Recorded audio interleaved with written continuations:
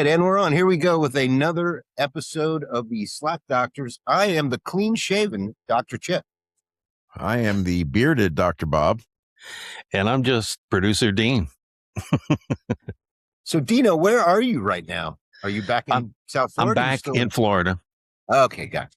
Yeah, back in Florida. And everything went pretty well on the drive back. It took a little bit longer than usual. My restless legs really kicked in, and I had to stop a lot more than I had to.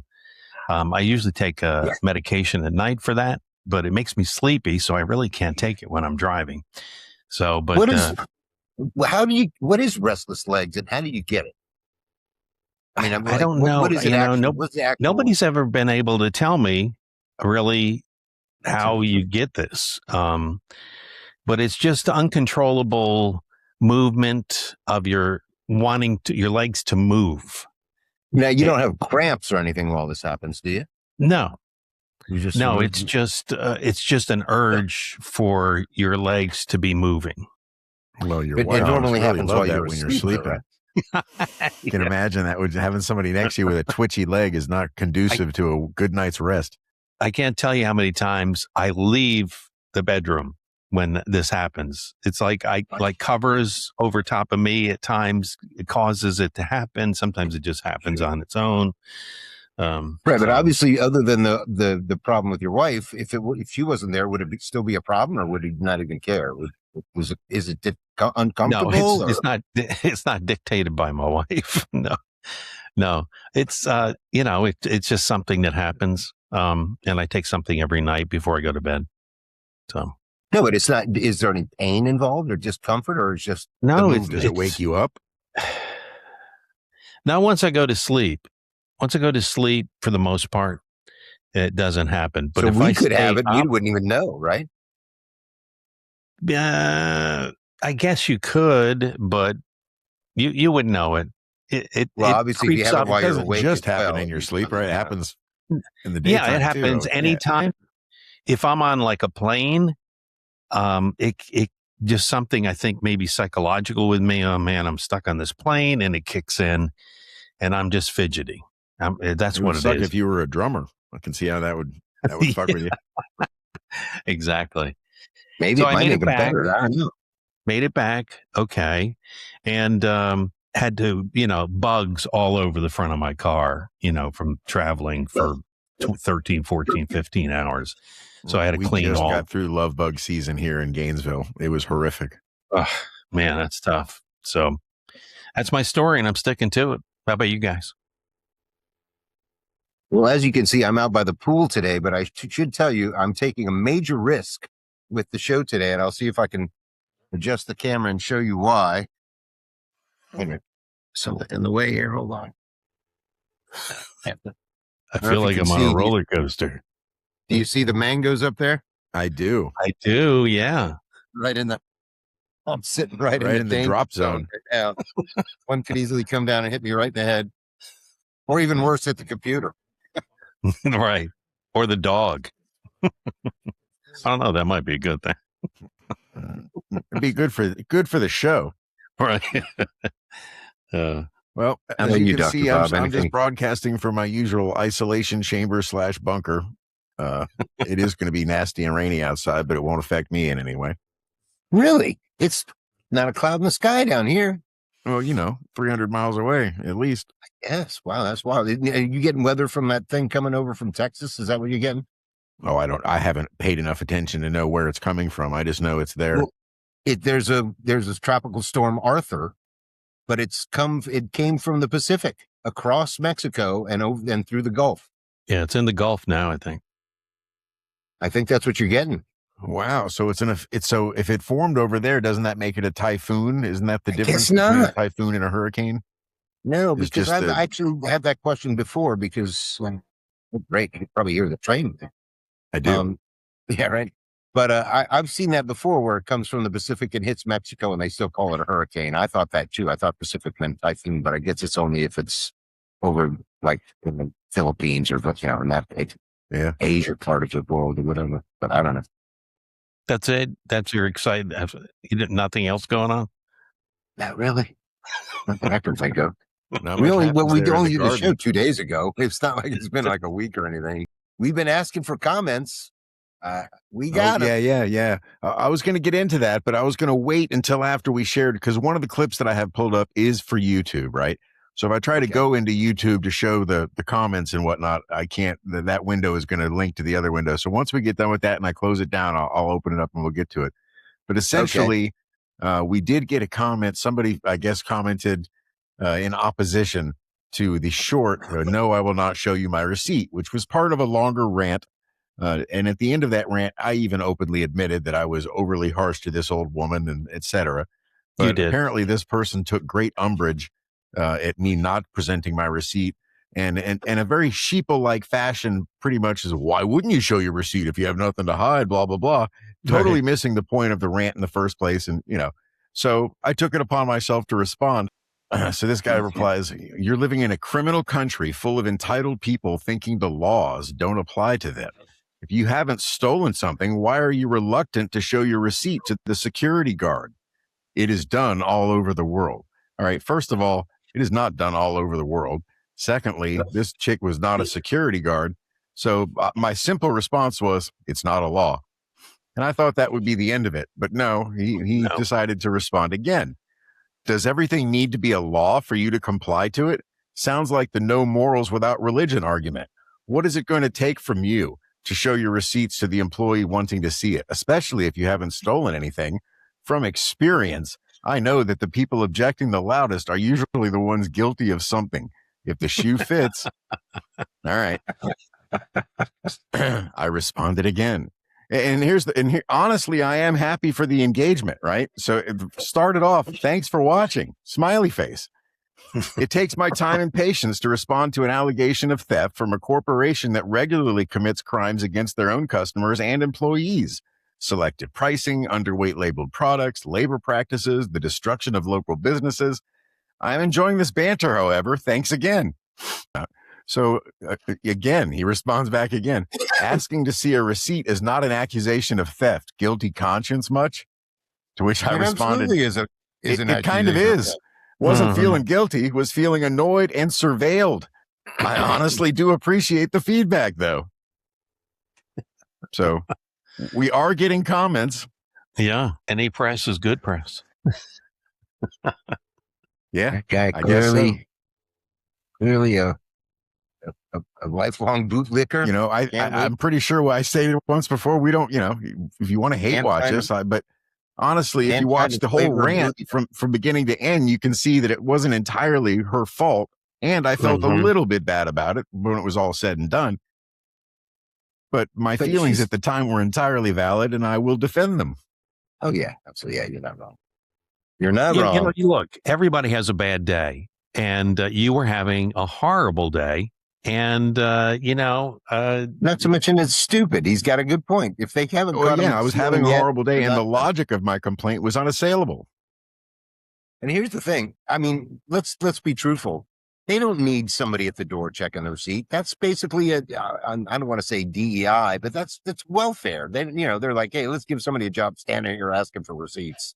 We can pay them minimum wage. They'll get on food stamps and SNAP and all that." So, yeah. I mean, the presence of them and the thought of it might be some slight deterrence to some people that want to steal, perhaps. I can understand that. Yeah. But none of that invalidates my point that if they really thought I was stealing, it wouldn't have been her asking to see my receipt. It would have been "Excuse me, sir." Yeah, right. Well, anyway, speaking of cops and bootlicking, I'm gonna share one clip, and then Dr. Bob's got the second part of it that he's going to share. But this is my first volley of the. Maybe these guys aren't as smart as they think they are. Let's see. To doing the actual job. Like the guys who went to MIT, we had a bunch of those guys. They suck at CQB. They're too analytical. They're not athletes. They're so smart that they're processing so much information except for the alligator closest to the boat. Right now, they look out and they see all of these threats. Math problems are going off in their head, and it's like, "I just need for you to move. Just take a step." Right now, you're too intelligent, and you're making this complex problem so much more complicated than it needs to be. And we see that with everybody else. People that are so analytical, they can't overlay the reality on top of it. The smartest guys in the room are the All right. So there you go. They're coming out right out and saying it. You can't be too smart to do this job. Well, I mean, you're there's talking two about law components. enforcement. Well, I don't know if it's special forces or law I think that was enforcement or whatever. military, wasn't it? Yeah, it was. Yeah, I thought it was Yeah. military.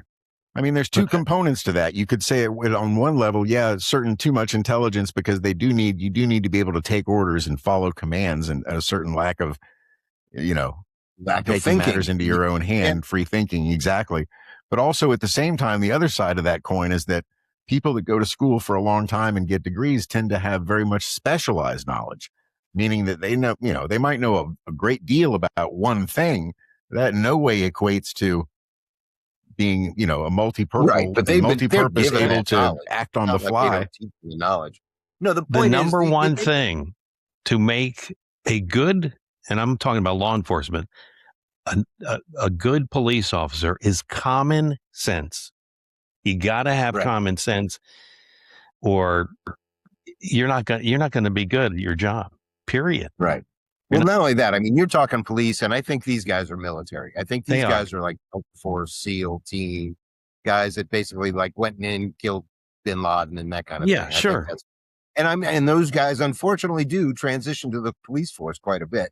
So, but I would make the point that, yeah, the guys at MIT also are thinking to themselves, why would I join this force that goes overseas and screws around with other people's governments? And, they probably think way too deep and like, why would I be here in the first place? It doesn't make any sense. I mean, if they're going to attack us, maybe, but yeah. Part two. Cruelest people on the planet have always been talking about God, isn't it so? Yes or no? All the warmongers in the world have been talking about God, isn't it so? And God has been helping them. See, the moment you believe something, you have a new kind of confidence. That's the biggest problem. When idiots become very confident, the world is in danger. An intelligent person is constantly hesitating with life. With every step he wonders whether what he is doing is okay or not. But a fool has absolute confidence. And when his stupidity gets stamped by God, that's it. No looking back. Just can go on doing the most idiotic things without any problem about it. Yes, you are. Yeah, you're right. That is definitely part two of that. And which plays right into one of the next clips that I think we're going to be playing, which would be about God or about religion, which, we know how, Ty, turn us off at this point. You're not going to like this part. Religion gives people an ability to do things that they would normally never do. I mean, exactly. A convincing finality that they are absolutely correct. Now play the shred the guy a new one. That's perfect after that. Oh, okay. I think it's this one that you're talking about. Something that divides people based on absolutely nothing factual about the human being and their heart. The lottery of what house you were brought home to as a baby. Yeah, because you grew up in this home and it represented that, and that's what you learned, and so that's what you then go out and you believe. And critical thinking, free thinking isn't sort of allowed, or it's condemned or told. But fear of God that you're going to go to hell for something. Okay, that's a lot of stuff. Let me start by just saying that critical thinking is awesome. Christians should be doing it. Scripture tells us actually to do it, and that's a wise thing. But this is what's called the genetic fallacy. I would like to know exactly what line he's referring to where Scripture tells you to do it. But I think that might be a loose interpretation of something, but we'll let him continue. Fallacy, what we're seeing here. It's an actual official logical fallacy. The suggestion is, because I think I can trace the origins of your belief, you're a Christian because you were raised here, therefore I can discount your belief. Now, the problem with this is that it works on the hosts in the show too. It works on these actors, because guess what? You're saying this because of your situation, because you were in a Hollywood actor for years and you got indoctrinated into the things you got indoctrinated into. You're repeating things you heard other people say. You're just saying stuff. The reality is that Christianity should and can be tested for evidential value. I love doing this, and there is a ton of support for it, both intellectually and historically, and the prophecy in Scripture. Yes, there are plenty of Stop right there. Stop right there. Did he say the prophecy of the Scriptures? Yes. That seems like... And that it should be tested, and that it's being tested, and and every time it's been tested, it's come up wanting. But all right, go ahead. who mindlessly follow the things that they were told to believe. That doesn't mean that all of them are wrong. Surely somebody's right. Surely some truth about God exists. Now, why does surely some truth about God exist? That is you're already presupposing something that is not necessarily the fact. And it's worth believing those things and fighting for those things. But this kind of like patchwork of arguments against religion is not ultimately helpful. We're not trying to be helpful. Well, there is that. That is a good point. You mean the show? The show and us in general. Yeah. Watching these people just act so, sanctimonious, like this is the way it is. What? No, it's not. Critical thinking tells you it's not. The thing you think you're using. It's insane. That was a good one. But you got a lot of good ones, so I'm going to let you roll with the clips here. Let's see which one. Yeah, I'll just start. Yeah, I can't remember what they were related to. So randomly at this point, I don't think they have any other. Yeah, this is all right. So this one is about the economy, and my question after watching this clip, or even during watching it, is this. All right. Well, I'll play it and pause it and say it as we go along. That the currency has become corrupt, and what do you rely on to make that case? I would say unquestionably debasement of the currency and arbitrary harvesting of the economic surplus the productive free market economy is creating. As an economy gets more efficient, it generates more wealth that's passed back to market actors in the form of. I'd stop it real quick. That's an awful long version of I have eyes and ears. Yeah. A perfectly succinct and accurate breakdown of modern economics and how it's working. But what I'm wondering is he actually having a call/interview with Jordan Peterson? Or did he make this video and produce it by clipping out something Peterson said in a different, because it's got production value, and the fact that he just edited in the image of the bill counting and whatnot, it just makes me wonder if, I mean, it doesn't invalidate the logic of what he says, but I think it seems like a production, you know what I mean? Yeah. But I'll let him keep going. So we're getting smarter at making shares, smarter at providing services, electronics, all these things. But by printing money, you're basically stealing claims on that economic surplus and doling it out arbitrarily. Speaking of things they do want us to do, here's something. Oh, I'm not sure if I did that right. Here's something they don't want us to do. Whatever you do, do not carry neodymium magnets, high-powered. Do not buy neodymium high-powered magnets off Amazon or Temu or AliExpress, and do not randomly throw them onto police computers or government computers, and do not do that. Do not do that, and also do not carry cutting tools, and do not start cutting coax to their antennas, and do not find out where all their repeaters are at on the hilltops. So when I saw this after you sent me this clip, my first thought of is, there's guys in, I guess it's in the UK or something, or maybe elsewhere in Europe, that are running around and cutting down those like flock cameras and surveillance cameras and stuff. And they call them Blade Runners. And they're all like got their baklavas on, or balaclavas, or whatever the hell you say, that ski mask that they like to wear over there. And, is this the reverse thinking, telling them not to do it and meaning do it? No, absolutely not. No, this is telling people this is a bad idea.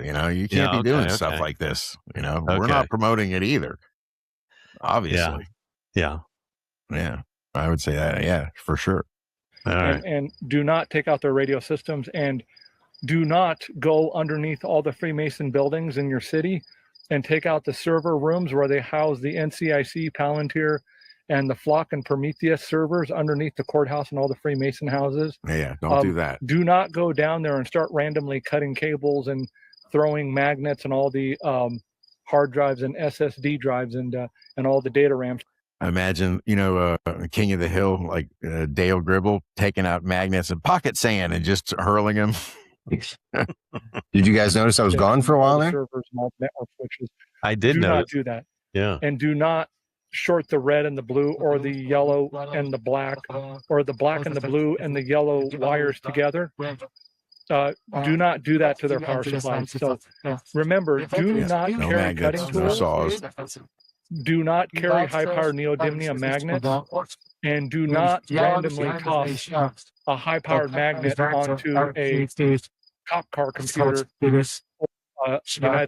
If you're in the car, I think it's a little late to be tossing magnets. Or No, doing he's talking anything about at like that through point. the. You're just- He's talking about like through the window or something. But here's the only problem with that: if you got a high powered magnet in your pocket, your phone's about done. Yeah, that's not Right. Yeah. The nation's computer when they come to round you up, because we want the government to surveillance us, and we want the government to know exactly where we're at and what we're doing at all times. So whatever you do not do those things, and do not carry punch cutters. Just don't do it, because don't. And speaking of the cell phone thing, a guy like this more than likely isn't carrying a cell phone with him when he's not doing any of the things that he's telling us not to do. Yeah, probably leave it home just to make sure. Well, yeah, just to be on the. Because and don't carry pins and pin coax and short the shield in the center. Don't do it. And Pin coax? What the hell is I that? have no idea what that is. I guess if you know, you know. But if you know, then you probably know not to do that also.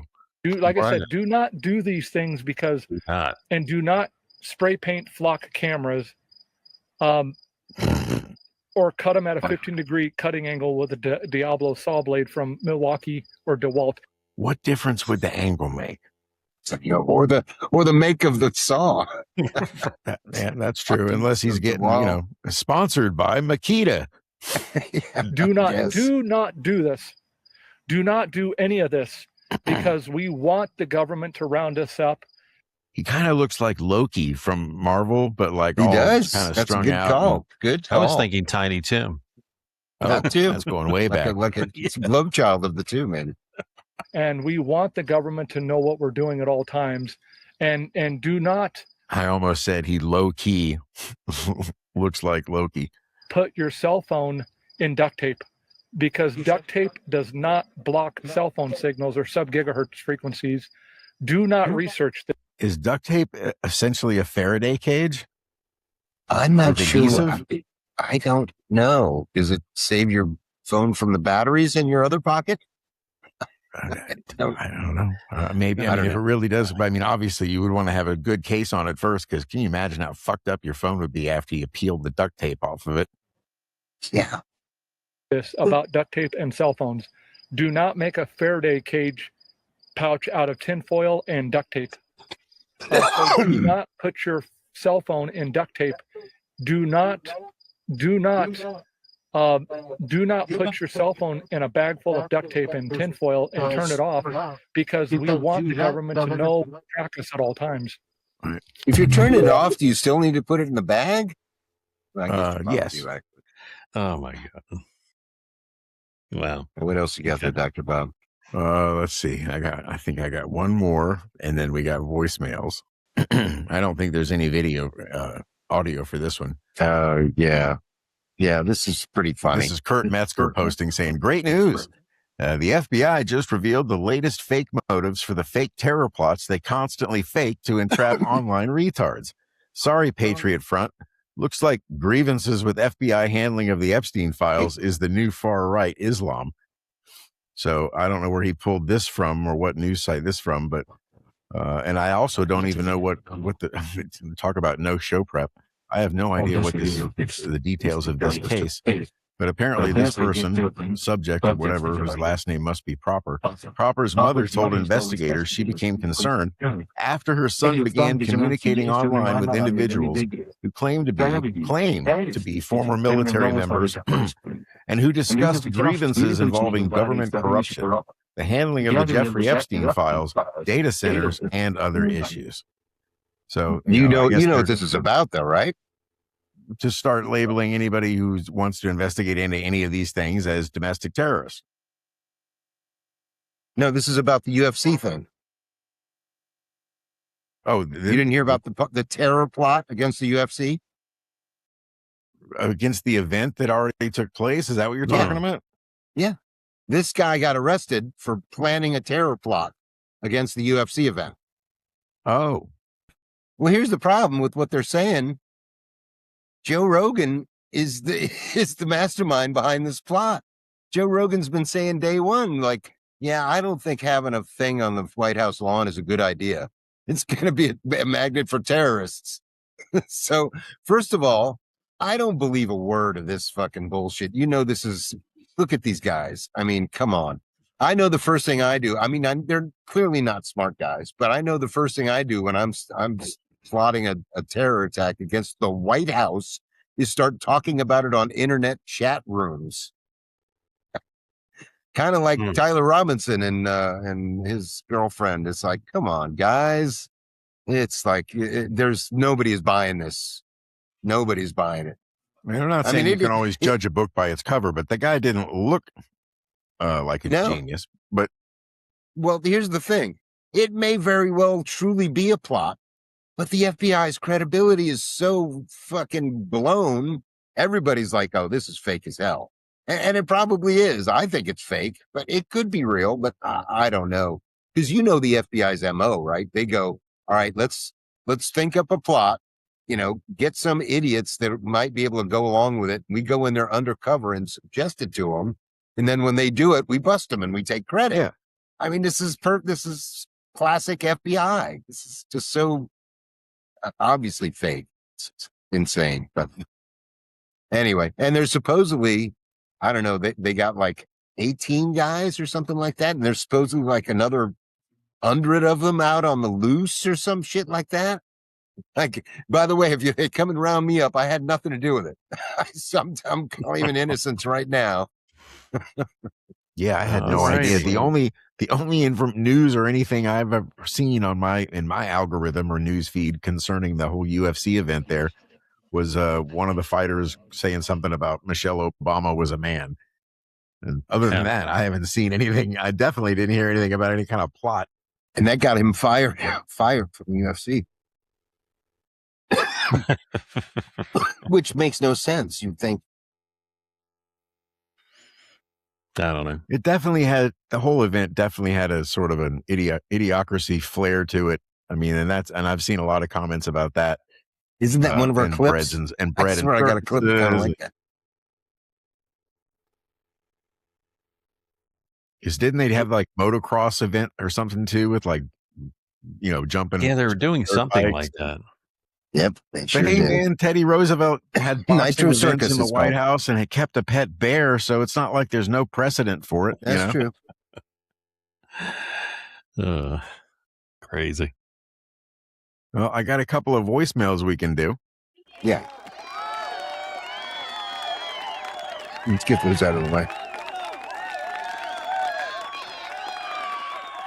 All right. Here's the first one. You know, I've often wondered why my gay neighbors never fly a pride gay month flag or anything. They really had a hard time getting that sentence. Yeah, I don't know why. I guess they figure they did their part by keeping that Biden-Harris sign in their lawn for so long. That's what you call a quickie. Been a lot quicker if I could have split it out. Actually, that was the funniest part of it, though. Yeah, right. So I was trying to say Gay Pride Month flag. Don't forget, it's also Asian Pacific Islander American Awareness Month or something. Yeah. Don't want to forget that. I saw that sign in the bank. Otherwise, I wouldn't have known. You mean like the Philippines? So Pardon? You mean like the Philippines? Is that whose month it is or whatever? Yeah, I guess. But not Native Americans, Native. No, not Native Americans. No. That's do they get a month? I don't know. Surely they get a month. If anybody deserves one, they should. I know, but that's why the thought just occurred to me. Do they get a month? I'm not so sure. I don't know. Maybe, and don't call me Shirley. Yeah. All right, here we go.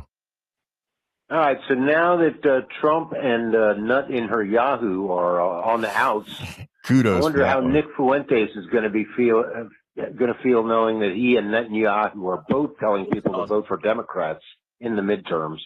Should be interesting. Yeah, I guess we gotta touch on the biggest news of the week. Apparently, Trump has made a deal with Iran, and Bibi is none too happy. None of the Israel firsters are very happy at all. I've heard the number 300 billion. Is that part of the? Yeah, that's supposedly here's the thing is we're supposedly not giving it to them, but the fact that they could get 300 billion is making people pissed off. And which is funny because it's the 300 billion is way down the road. Really more soon they're going to get 24 billion, which apparently is their money that we're holding. And that's the same thing that Obama did when he gave them 1.8 billion of their own money. And the Republicans freaked the fuck out about it. Now they're getting 28 billion. and half of them are okay with it. Half of them aren't. Like I was watching PBD before I came in here and they're celebrating this whole thing. They think it's great. But, the Israel firsters, not so much, like the Mark Levins and Ben Shapiro. He's really pissed off. A lot of this I don't know what's going to happen with the MAGA thing. It's going to be so hilarious. Yeah, I always thought he was going to prolong it as long as possible to use it to get himself a third term by, pulling that whole wartime shit. Well, that would be you'd have to push it out for another 2 years. Yeah, that I don't think that would even. You would have to suspend the elections at that point. There's no way he would win after that. And I mean, he can't win anyway. He can't run. But the whole thing is just so crazy. It's like we're literally right, almost exactly back, less than where we started. He didn't get any nuclear dust or whatever out of there. He didn't get a regime change. All he basically got was, okay, we're back where we started before the war. Plus, they destroyed all our bases. We blew up a bunch of shit and wasted a bunch of money. But we're back right where we started. The contractors will make a bunch of money for to replace all the stuff that got used up. True that. Yep. Well, we got a load of oil, didn't we? Oh, speaking of which, before we forget, I wanted to issue a challenge to our listeners and watchers and whatever. I want somebody to explain to me what happened in Venezuela with the sonic weapons. Because I heard an eyewitness account the other day that was just very strange. It was like they were saying that they pointed this thing at it and it sucked all the blood out of their body or something, and instantly, and they all just fell down dead. I don't see how sound can do that. I have a clip to play later about sound also, which would kind of tie in, but I'm just intrigued by what this new technology could or possibly be, but I don't know. I mean, obviously the eyewitness account is some guy on the internet, which could be completely bullshit. But if they have some kind of ray gun that just instantly sucks all the blood out of you or something with sound, I want to know about it. So I don't know about anything that instantly sucks the blood out of you, but they definitely have and have had for quite some time things that can cause long-term issues with your health. Oh yeah, and they call it Havana Syndrome. It was one of the first. Well, things and they got being stuff reported as. They actually have subharmonic stuff now that they could shoot at you that basically makes you start puking so bad you basically can't do anything. They have high frequency sound stuff now that almost can like hit you almost like a laser and makes you feel hot.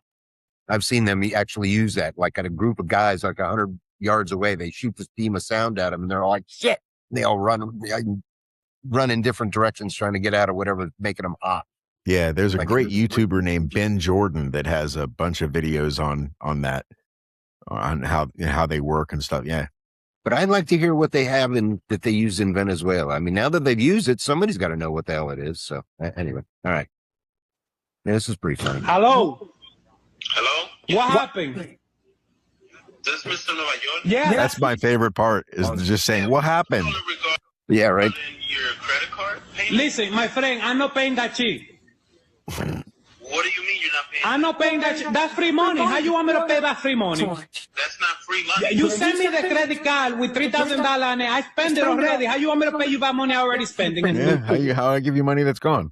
Makes sense. Yeah, it can't be out of money. I still got some checks left. Exactly. If you send somebody money and it's free money, man. I had a friend. I not pay last month. I not pay the month before that. I'm not paying cheap. Wow. Listen, wow. do something about this. You can do whatever you want. Call Barack Obama. I don't care. Listen, can you give me your house phone number so I can call you in your house? I'm sorry. I mean, Oh, ahí no te gusta. So why you calling me in my house to bother me? My friend, is that your money? Is it going to your pocket? listen. We have to make this happen right now. I don't care. Do whatever you want. You're not paying. I'm not paying that free money. How you want me to pay that free money? That's not. Hello? That guy is not worried about his credit score. I don't like for some reason though, just when somebody calls you to answer, what happened? Yeah, what happened? What happened? What happened? I had a friend who married a young woman, and she literally thought she could write the checks out, and it didn't matter.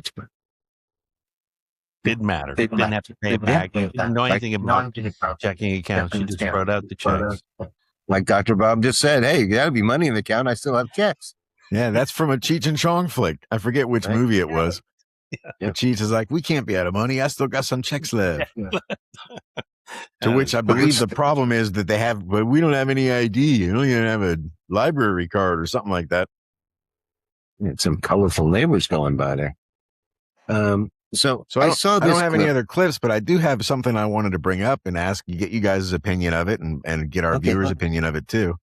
So their YouTube runs all kinds of ads all the time. You get, and usually in series. And lately, one of the most popular ones is for some kind of boner pill, Blue Chew. I'm sure you guys have seen the ad for it, right? And the ad mentions that it's not just Viagra. It's got Viagra in it, but it has other stuff in it too, because apparently they're, it puts you in the mood. And one of the things it lists is oxytocin. Now, oxytocin is the hormone that your body produces that is the feeling of love. The highest concentration of it ever is made by women and during labor and childbirth and whatnot, and it creates a bonding experience. Men do produce oxytocin as well, but it's usually in a father-son moment or whatever, right after sex, intimacy, those kinds of things.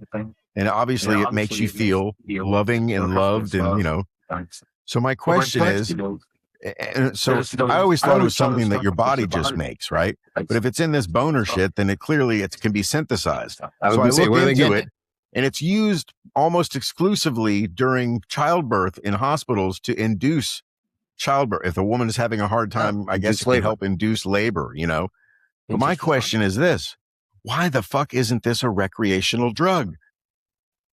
I've never heard of it.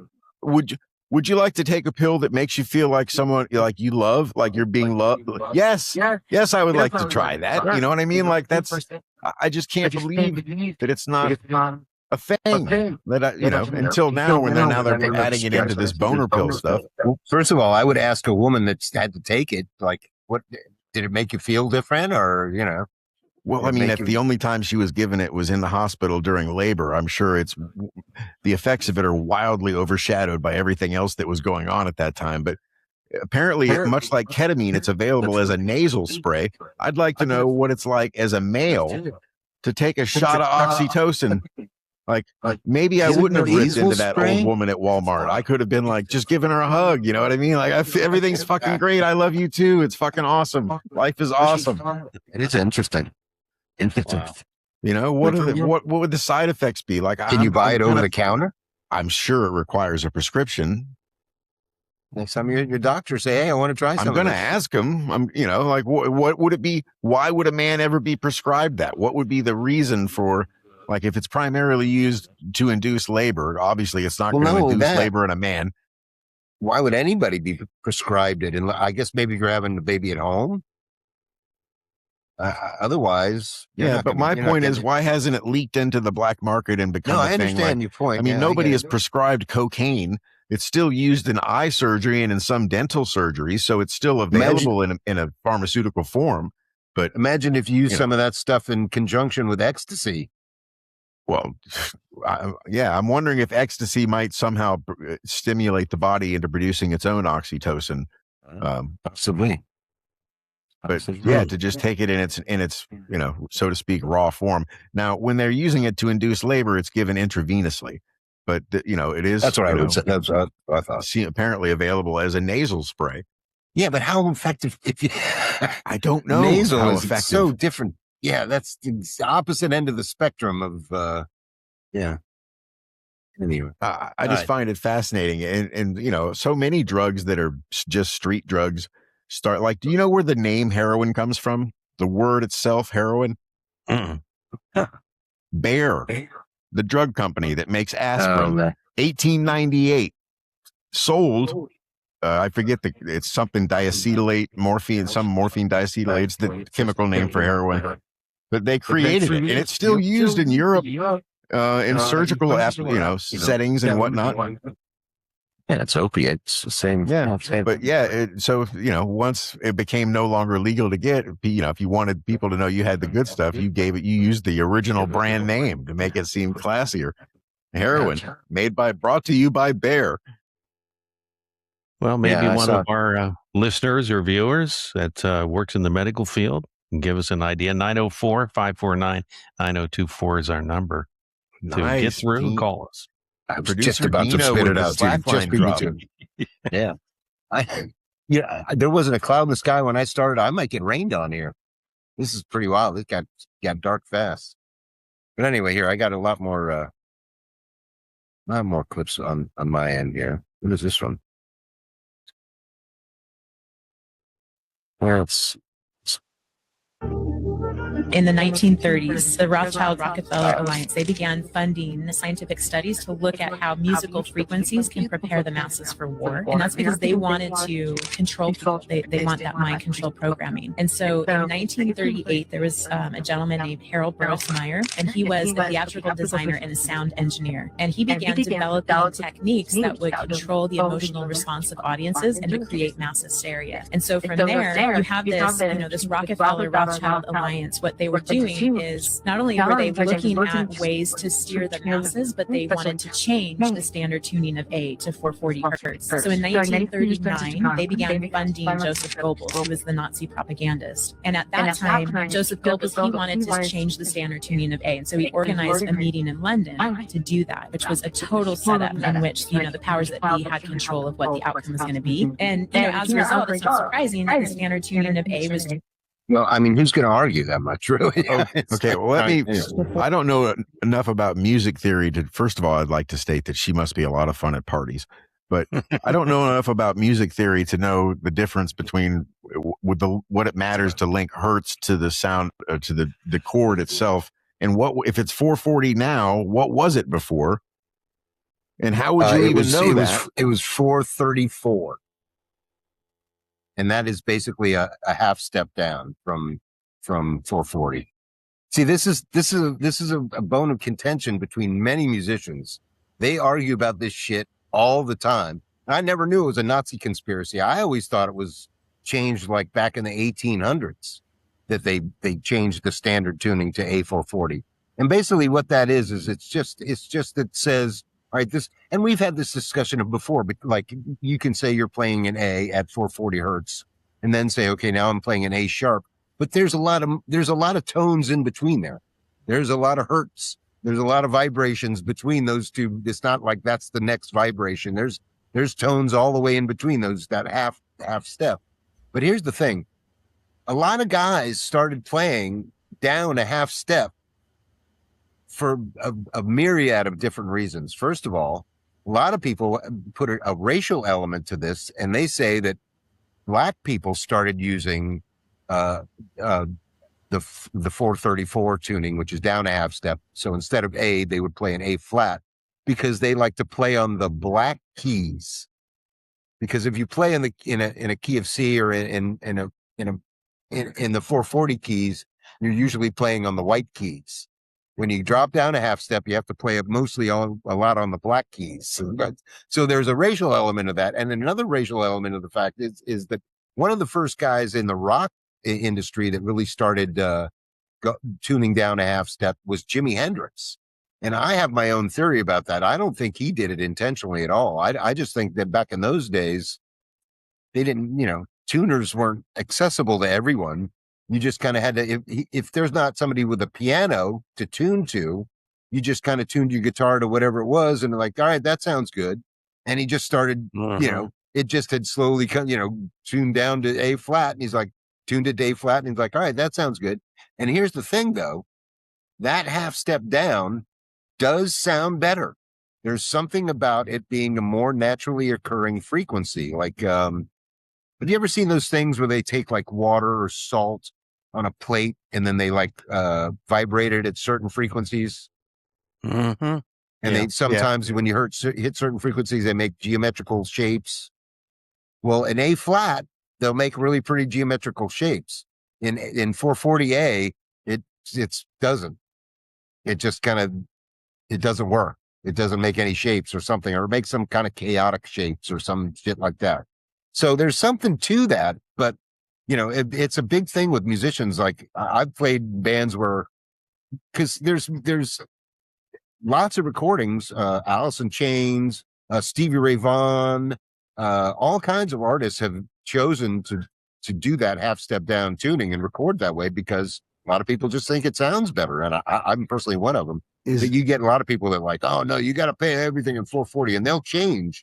Like as perfect examples, I've played in a million fucking bands that song. God, I'm so bad with lyrics.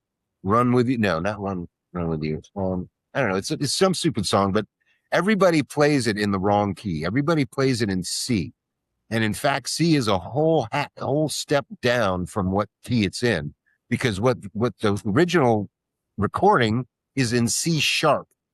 And that's because they're tuned down a half step, which would mean that the people that think you should play in 440 should be playing it in D. But instead, for some reason, everybody plays it instead of C sharp. They go, oh, just drop it down a half to C. So now everybody is literally playing that stupid song a whole step lower than it actually was written, which is like, and you try to tell people this, and a lot of people just don't understand. You know, try to explain people like, all right, well, it's in this position. Like I used to sing a song by Smash Mouth. They tune down a half step. All right. So people that like, you know, keep their guitars always in 440, if they hear that song on the radio and go, okay, I'm going to learn that song, they're going to learn it in F sharp. All right. Because that's what, if you listen to it on the radio, that's what tuning it's in. But the problem is those guys are tuned down a half step. So what they're playing in F sharp is actually in the position on the guitar of G. So I have to tell guys, and I'm like, do you know this song? And they go, oh yeah, I know that. And I'm like, do you know it in G? And they're like, oh no, it's in F sharp. I'm like, well, not really. It's kind of it's in the G position. It is in F sharp, but it's in the G position, and that's how I got to play it, because that's the only way I can play and sing the stupid song at the same time. You know, because I can use open strings and stuff. If I have to play in F sharp, it's like, oh fuck, well, this is insane. I can't do that, because it's just the nature of the way the guy wrote the bass line. But yeah, so I get in this debate with so many bands all the time, like, oh, and tuning up 440 is better. I don't know why you guys, and a lot of them are worried about the tension on the strings. Like, oh, I hate having to tune down a half step. My strings get all sloppy. And you know what I'm talking about, Dean. You have the guitar. Are you going to show people the guitar while we're on the? Maybe I'll play us out. Oh, there you go. I was going to say that, because that's one of those. Is it a Yamaha, that thing with because it's like hollow. Well, not even hollow. A lot of it's missing, right? No, actually, it's not a real guitar. I thought it was. It's a Lava Genie stringless, and it just has. Yeah, that's what I thought. It's almost like a controller, like a gaming controller thing. Okay, yeah. That's what I thought. When you said earlier, I was like, I don't see any strings on that thing. Wait a minute. So to get back to the 440, 434, please. Warmongering and Nazi conspiracy theories aside, what is your theory on why they would make a change? Is it more efficient? Could there be a monetary reason for it? Like Occam's razor, what's the simplest solution for why you would make a change? What, if everybody's already doing it a different, one way. Oh, maybe if you're autistic and you just like the number 440 instead of 434. I don't know. I'm not sure. Well, they were saying that it was to get the military or soldiers. Yeah, maybe. I don't know. Maybe it's not like there wasn't military and war before that change. Yeah, exactly. That's true. And here's another question I would have is that prior to the invention of whatever device they used to figure out what the hertz of something is when they're hearing it, electronics, how would they have known what music was before that? Well, I think they knew a lot more about music than we know way back in the days. As a matter of fact, a lot of people think that's how they built the pyramids.